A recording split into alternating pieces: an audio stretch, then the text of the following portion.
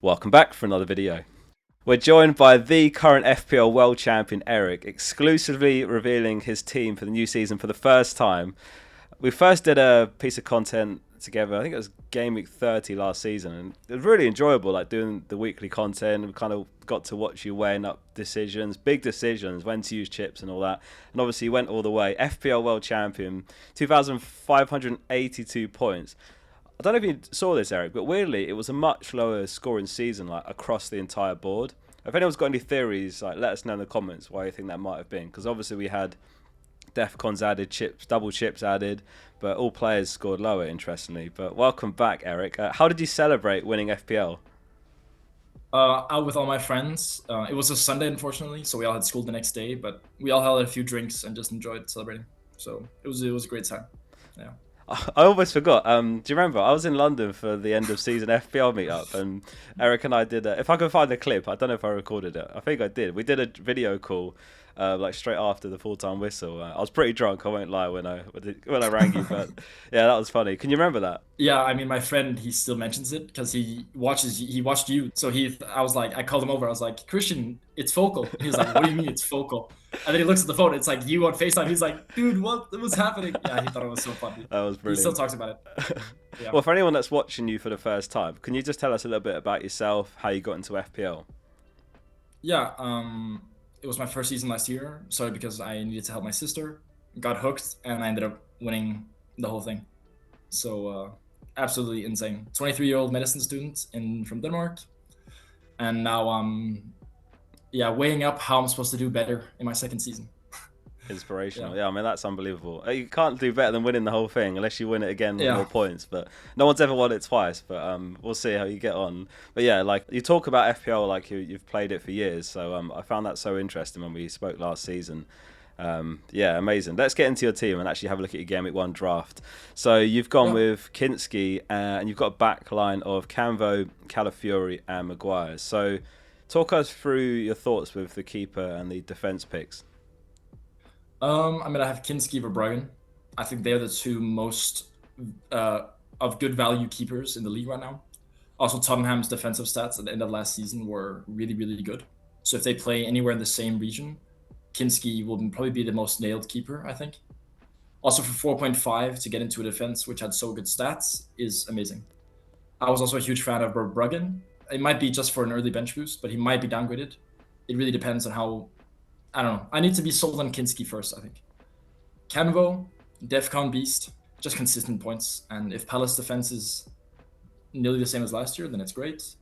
Calafiori to get into the Arsenal defense. I think it could be Calafiori, it could be Hincapié, it could be Mosquera. Really it's just not going to be Gabriel. That's all I know.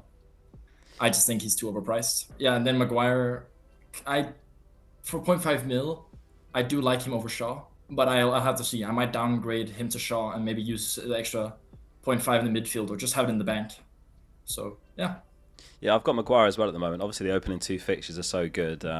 So, yeah, I've got the same pick as you in that respect. And obviously, Kinski in goal as well. Yeah, I just think there's potential for him to be great for 4.5. Like, Vicario is set to leave Spurs. So, yeah, he looks like he's going to be the undisputed number one. So, for 4.5, yeah, he could be great value. And obviously he's a good option as well if you're looking to bench boost in Gameweek 1 or 2. Yeah, Canvo, he did amazing for Defcons. I don't know either about the Arsenal defenders. Like, if Gabriel can score similarly to last season, like it'll actually be good for 8 mil, but it could be a tall ask. And obviously at the start of the season they've got a few players out. So yeah, as it stands, I'm looking at the same sort of players. Just don't know how nailed Calafiori will be, but yeah, if he like starts the opening game weeks, I think he'll be the superior over Mosquera definitely. And you've sort of moved the money towards the midfield and attack. So midfield, you've gone with Anderson, Bruno, Szoboszlai, Cunha, and Ampadu. So you've got a couple Defcons picks in there. So it's a balanced midfield. What's the thinking with the midfield? Anderson, if Rodri leaves, he'll probably be the most nailed player, I think. And I think it's a player that everyone should look to own. For 6.5, and considering how many points he scored last season, it's an incredible value to points player. So that was my thought process there. Ampadu, also just consistent points every season. I think my mindset is maybe just like, let's not underestimate Defcon, but at the same time, I don't want my team just to be Defcon players. So it's like a mix of both. I'm also I sent you this team before I saw that Sangare had been sold, and now Sangare for Brentford. But this player could easily be Gross from Brighton. It could easily be Sangare from Brentford. It could also be Sangare from Nottingham. There are a lot of different choices, but I do like Ampadu because he was so consistent last year. Bruno and Cunha for those first 2 games, I really like it. I just need to choose if it's Cunha or Mbuemo. And Szoboszlai because everyone's going to own him. But I do really like Wirtz, so I can imagine doing this, downgrading Maguire, going up to Wirtz, just to differentiate a bit more. So, but I'm really happy with that. A very balanced midfield, aggressive, but also very stable. So the floor is very high, but the ceiling is also semi-high. So it's a nice balance. Yeah, I'm taking the same approach. Yeah. Like I've got a few DEFCON picks sprinkled in, but I've still got some high upside picks like your Brunos and Szoboszlais, etc. Yeah, I think I was saying in the video, like with those DEFCON picks, like Ampadu and Anderson, I'm gonna just have to restrain myself and try and be like patient with them because they sort of just tick along with lots of 4-pointers, 5-pointers, when there's a clean sheet and that sort of thing, and they rarely haul. Like Anderson last season, his first double-digit return was like Gameweek 29, something like that. But then you get to Gameweek 38, and he's registered 180 points for 5.5 mil. So if he does something similar again, it'll be amazing value for 6.5. Ampadu, obviously, a bit less attacking, less XGI last season. Didn't have like the set pieces like Anderson, but still a really strong option and among the best for DEFCONs. Yeah, Sangare you mentioned as well. Like I've currently got him in there as my 5.5, but it's difficult between him and Ampadu because you never know how a player will sort of adjust coming into the Premier League, and will they get good minutes straight away, or will Andrews line up potentially differently initially? So we'll have to see how pre-season goes. Let's see. And then up front you've gone with Haaland, João Pedro, so super template. So we'll sort of gloss over that because that's how most people are lined up. You haven't considered no Haaland or anything like that? I have actually. I have considered like an early wild card or a free hit and going Haaland-less the first 2 games and maybe free hit 3 to get him in against Coventry. I think that really depends on how soon he comes home, like from vacation. Because if he comes home 3 days before the first game week, I would really consider going Haaland-less. But if he comes home 3 weeks before, plays the Community Shield, and I guess it can't be 3 weeks before, but if he comes home for the Community Shield and he looks in perfect form, it could be considered.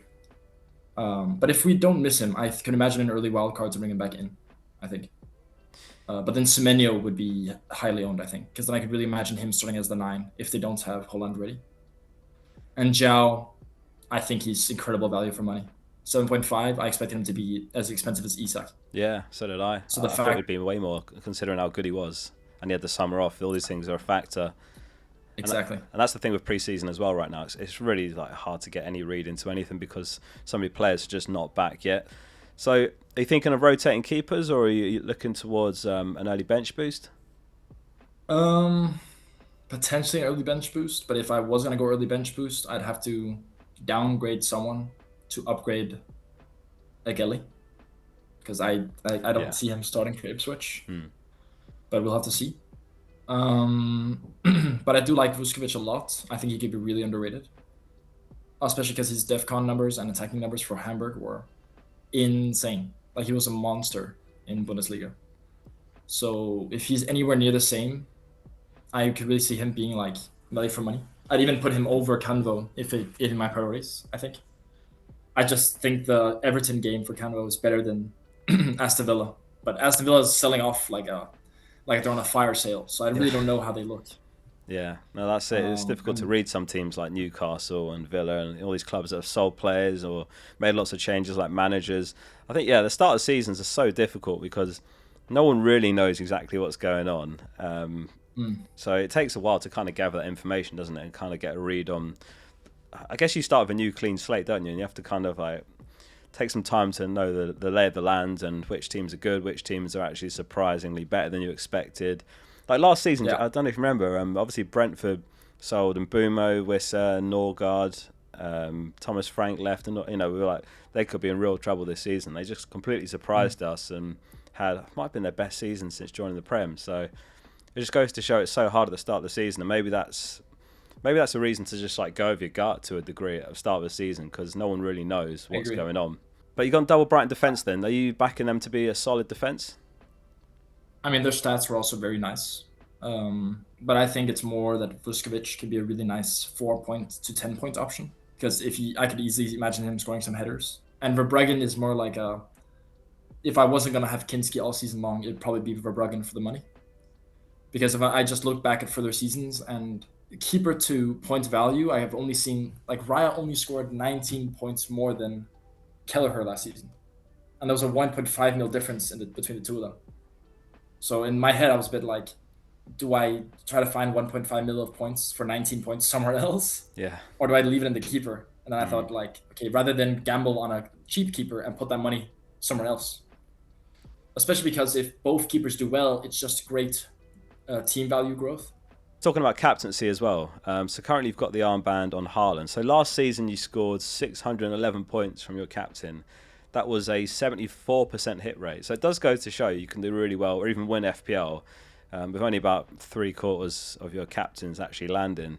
How do you decide your captains every game week? I think fixture is the biggest role that plays in that by far. And then history of that game as well. For example, like I could easily imagine captaining Haaland against United, not because they have a bad defense, but purely because those games are normally so explosive. So I think that's like a big. Also, I don't try to overthink it. I don't try to play too fancy with it. I think it's more just about what is the obvious choice. Is that? That's probably the right choice then. Though I was quite spicy at this when I didn't know what I was doing last season. I mean, people are writing to me like, "Is it Raya captain in Game Week 2 again?" And I was like, "I might just get Raya in, just for the sake of it, you know." I vaguely remember you captain Pickford or something, didn't you? Like Game Week 1 last season, or I Tarkowski. had Tarkowski, Gehi, all kinds of weird captains. You know, I didn't know what I was doing. Which is amazing, like, because you ended up going to win the whole thing on your debut season as well. I don't know if you remember, but Game Week 6 was huge for captaincy as well. That was the Haaland week. You triple captain Haaland, and he got you 48 points, I think it was. What's your read on triple captaincy for the first half of the season? Is there a particular week or play you're looking to use it on? Haaland against Hull. Yeah. When's that? That's a bit later, isn't it? Like Game Week... I have not checked it. 16. But I've just 16. Looked at the defensive stats of all teams. Yeah. And Hull's just rank so below everything else. And Haaland, he eats those teams up for breakfast. Yeah. You know? I mean, how can I not go Haaland against? I mean, it's that or Ipswich. I'm actually a big believer of Coventry. That's also why I like Thomas a lot. Also because he has great defcon stats.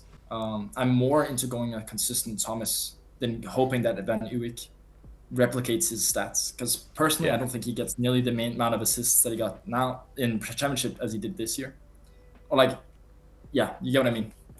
Yeah, I mean, defcons have changed everything. Yeah. Like, if before defensive contributions existed, Van Uwijk was the obvious pick because there's that potential for the goal involvements, which you're unlikely to get off centre backs. But defensive contributions are just a much more reliable source of points, especially centre backs playing for the promoted teams. So it has flipped it on its head completely. So yeah, I agree with you with Thomas. I've got him in my team for the same reason. I've actually got Van Uwijk as well, so I'm thinking about bench boosting Game Week 2 and going double Coventry defence, because obviously they do have Hull home, so there's some potential there. But I agree, if I was only picking one, it would be Thomas. But it is it's gonna take some patience and restraint to like ignore Coventry home and Ipswich home with a triple captainship. You know, when those weeks come and go and you've got Haaland with those fixtures, it's like, do I go this week or do I wait and hope Game Week 16 is better? What if Haaland has a problem by then? You've only got 3 more weeks or 2 more weeks. I think it's 3 more game weeks to find someone else if there's an issue of Haaland by then.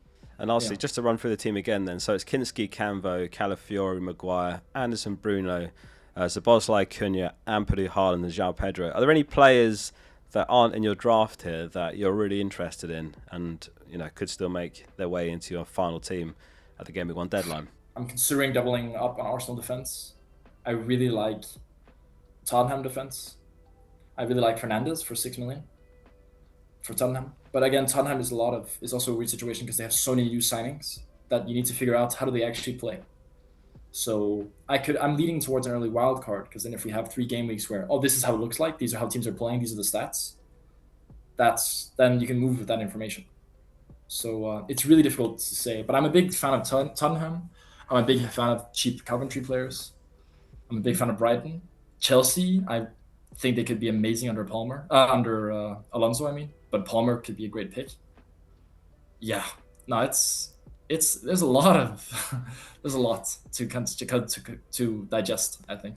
Yeah, I'd actually would agree with all that list. Like Fernandez, even for example, he was in a couple of my drafts. He's got some kind of issue right now, which is why I'm just not looking at him right now. But I think it's potentially a minor thing. But yeah, I agree as well on Chelsea. Like, what's the fixture they've got in Gameweek 4? It's like that could be the week to potentially wildcard. Is it Hull home? Yeah, it is. Yeah, that's why I've kind of planned a world where I throw in Palmer, Rodgers, and then keep them for 4 game weeks.